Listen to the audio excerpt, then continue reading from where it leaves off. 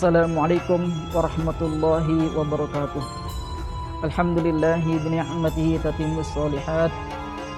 Wassalatu wassalamu ala sayyidis sadat Sayyidina Muhammadin wa ala alihi wa sahbihi ulil manasibi wad darajat.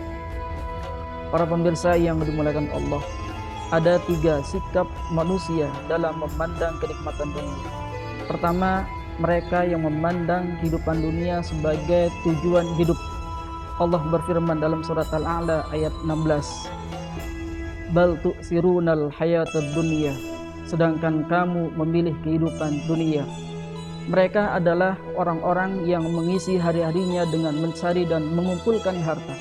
Dan itu adalah fenomena yang sedang terjadi pada zaman sekarang ini, di mana manusia lebih mendahulukan urusan dunianya daripada kepentingan akhiratnya. Cobalah kita lihat orang-orang di sekeliling kita, bahkan kita sendiri. Berapa banyak orang yang mampu pergi mendatangi tempat kerjanya yang jauh berkilo-kilometer, tapi masih dalam satu RT-nya hanya sekali-kali dalam sepekan, atau sekali-kali dalam sebulan, atau sekali-kali dalam setahun, atau sama sekali sepanjang hidupnya. Berapa banyak orang yang menyegerakan menerima panggilan telepon, tapi panggilan azan diabaikan. Berapa banyak orang yang tidak bisa lepas dari gadget, tapi lepas dari Al-Quran tidak dikhawatirkan. Berapa banyak orang yang mampu membeli HP yang baru dan mahal, tapi berkorban tidak bisa. Berapa banyak orang yang mau berbagi dengan teman-teman relasinya, tapi berbagi dengan fakir miskin tidak bisa. Maka berhati-hatilah di saat kita tidak kunjung berperilaku baik, sementara di sekeliling kita banyak orang yang baik.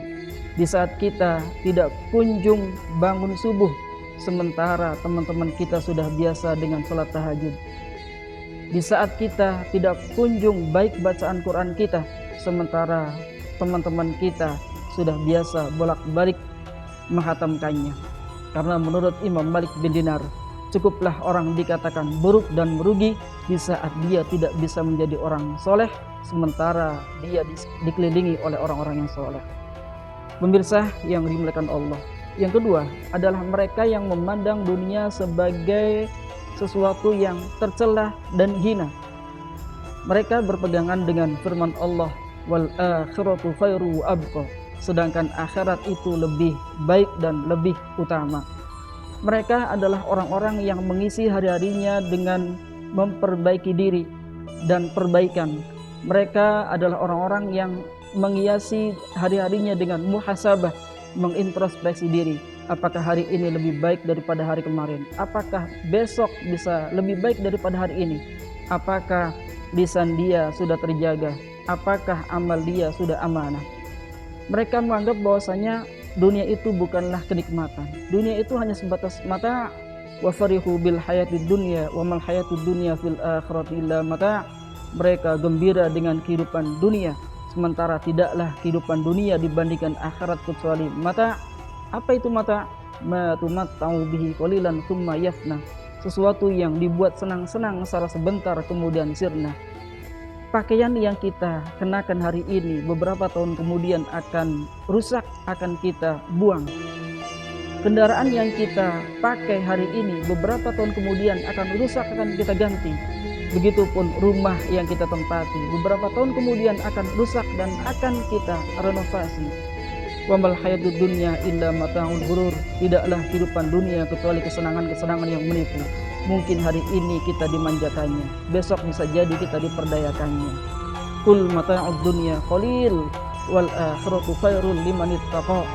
Katakanlah bahwa kesenangan dunia itu sebentar, sementara akhirat itu lebih baik bagi orang-orang yang bertakwa. Sementara menurut Sayyidina Ali karamallahu wajhah, ad-dunya jifah wa tulabuha kilabun. Dunia itu adalah bangkai dan pencari-pencari dunia adalah anjing-anjingnya. Sementara menurut perspektif fikih bahwa dunia itu adalah mazada alal hajati syar'iyyah, sesuatu yang melebihi daripada kebutuhan pokok. Kalau kita dalam sehari butuh 100.000, maka di atas 100.000 itu namanya dunia. Kecuali kalau ditasarufkan untuk kepentingan akhirat, maka dia jadi akhirat. Pemirsa yang dimuliakan Allah. Yang ketiga adalah mereka yang memandang dunia adalah sebagai sarana mencapai akhirat.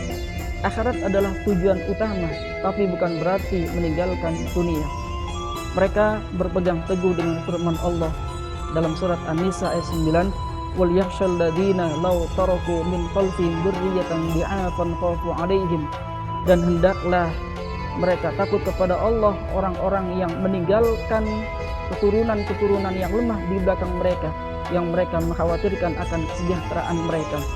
Ini pun ditegaskan oleh hadis Nabi yang diriwayatkan oleh Imam Abu Hurairah, al-mu'minul qawi khairun wa habbu ilallahi minal mu'minid dhaif. Mukmin yang kuat itu lebih baik dan lebih dicintai oleh Allah daripada mukmin yang lemah. Maka Imam Ghazali pun berkata, memilih dalam maqalahnya, al-ghaniyus syakir afdalu minal fakiris sabir. Orang yang kaya lagi bersyukur itu lebih utama daripada orang fakir yang sabar. Kenapa? Karena pertama, baginda Nabi Muhammad SAW setiap hari selalu berlindung dari kefakiran. Yang kedua, kemanfaatan orang yang kaya dan bersyukur itu lebih bisa dirasakan oleh sesamanya. Pemirsa yang dimuliakan Allah, sekian apa yang saya sampaikan, mudah-mudahan bermanfaat. Wallahul muwaffiq ila aqwamit thoriq. Assalamualaikum warahmatullahi wabarakatuh.